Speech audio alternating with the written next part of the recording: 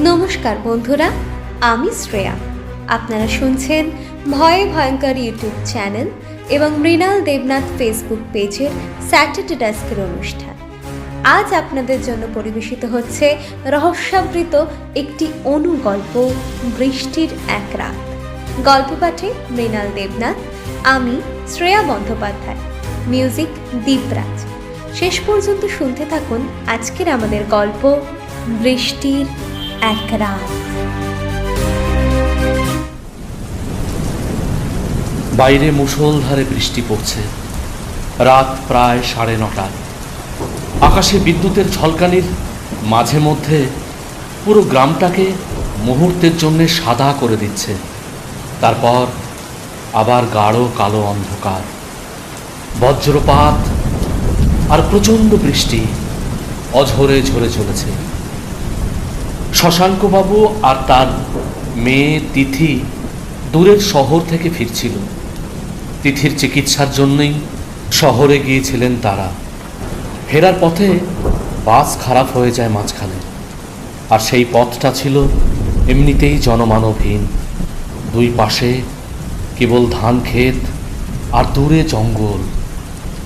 বাসের ড্রাইভার হাত তুলে বলেছিল, হাজার কিছু হবে না, যে যার মতো কিছু ব্যবস্থা করে নিন, বুঝতে পেরেছেন? গাড়ি আর যাবে না। তিথি ওর বাবার হাত শক্ত করে ধরেছিল। বাবা, আমরা কিভাবে বাড়ি যাব? ভয় নেই মা, একটু এগোলেই একটা পুরনো বিশ্রাম বাড়ি আছে। আমি জানি, সেখানে রাতটা কাটিয়ে দিয়ে সকালবেলা বেরোবো। বৃষ্টি তখন আরো জোরে নামতে শুরু করেছে। অঝোর বৃষ্টি আর থেকে থেকে বজ্রপাত। প্রায় আধ ঘন্টা হাঁটার পর তারা সেই বাড়িটা দেখতে পেল। একটা বিশাল পুরনো ধ্বংসপ্রায় দোতলা বাড়ি। লোহার গেটটা আধ খোলা, ভিতরে অদ্ভুত নিস্তব্ধতা। তিথি কাঁপা গলায় বলল, বাবা, এখানে কেউ থাকে? আগে আগে নাকি জমিদার বাড়ি ছিল, বহু বছর ধরে নাকি ফাঁকা পড়ে আছে। বিদ্যুতের ঝলকে তিথি যেন দেখল ওপরের বারান্দায় কেউ যেন দাঁড়িয়ে আছে, কিন্তু চোখের পলকে আবার কিচ্ছু নেই। বাবা, কেউ আমাদের দেখছে। ভয় পাস না, হে, আলো ছায়ার খেলা। শশাঙ্কবাবু দরজায় ধাক্কা দিলেন। দরজা নিজে থেকেই কোঁকিয়ে খুলে গেল। ঘরে ঢুকতেই ঠান্ডা একটা বাতাস যেন তাদের ভেতর দিয়ে বয়ে গেল। দেয়ালে পুরনো ছবি, বেশিরভাগের মুখ ঝাপসা হয়ে গেছে। মেঝেতে ধুলোর স্তর, কিন্তু একটা অদ্ভুত ব্যাপার, এক কোণে একটা হেরিকেন জ্বলছে। তিথি ফিসফিস করে বলল, বাবা, এখানে কেউ তো একটা আছে। হঠাৎ পেছন থেকে একটা কর্কশ গলা, আছেন, আমি আছি। দুজনেই ঘুরে দাঁড়ালো। একজন বয়স্ক মানুষ, সাদা ধুতি পাঞ্জাবি, লম্বা দাড়ি, চোখ দুটো কেমন যেন ফাঁকা। আমি এই বাড়ি দেখাশোনা করি। এই বৃষ্টিতে কোথায় যাবেন? থাকুন, আজ থাকুন। শশাঙ্কবাবু কৃতজ্ঞ গলায় বললেন, ধন্যবাদ, বাচ্চা মেয়েটা আছে তাই। তাদের একটা ঘর দেওয়া হলো। ঘরে একটা বড় কাঠের খাট, জানালায় ভাঙা কাঁচ। বাইরে বৃষ্টির দাপট আরো বেড়েছে। হাওয়ায় জানলাটা ঠক ঠক শব্দ করছে। তিথি ঘুমোতে পারছিল না।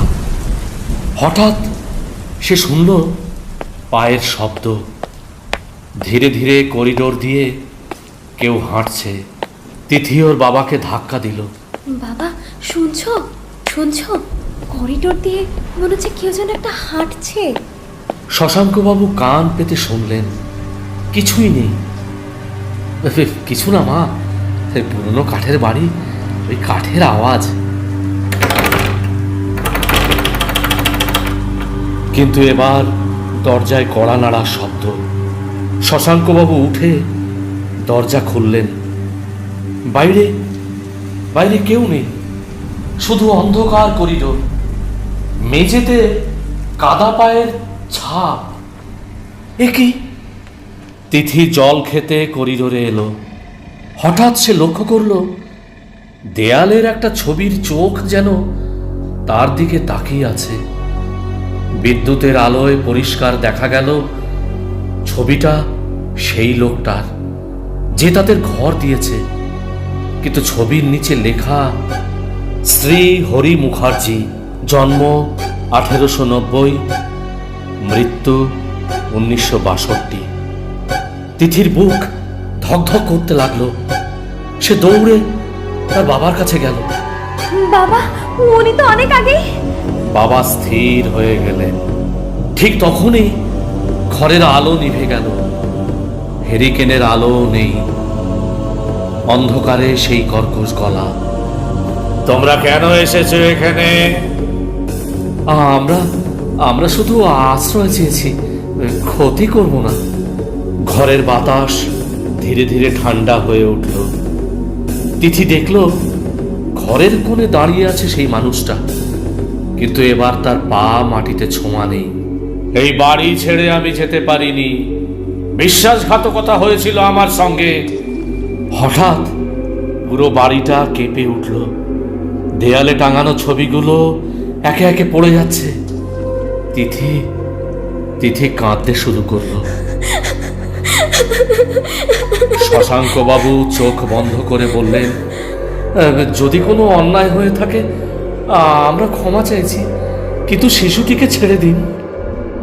কিছুক্ষণ নিস্তব্ধতা, তারপর ধীরে ধীরে হাওয়া শান্ত হলো। দূরে আজানের আওয়াজ ভেসে এলো। ভোর হয়ে এসেছে। শশাঙ্ক বাবু আর তিথি দরজা খুলে বাইরে এলো। বৃষ্টি থেমে গেছে, চারপাশে সকালের আলো। পেছনে তাকিয়ে তারা অবাক হয়ে গেল। কোনো বাড়ি নেই। যেখানে বিশাল দোতলা ছিল সেখানে কেবল ধ্বংসস্তূপ আর আগাছা। তিথি বাবার হাত চেপে ধরল। বাবা, আমরা তাহলে? কিছু কিছু আত্মা কেবল মুক্তি চায়, ভয় দেখাতে নয়। তারা হাঁটতে শুরু করলো। দূরে গ্রামের পথ দেখা যাচ্ছে, কিন্তু ধ্বংসস্তূপের ভেতর থেকে যেন কারো কৃতজ্ঞ দৃষ্টি এখনো তাদের অনুসরণ করছে। আর ভেজা মাটিতে তাদের দুজনের পায়ের ছাপের পাশে আরেক জোড়া কাদা পায়ের ছাপ ধীরে ধীরে মিলিয়ে গেল।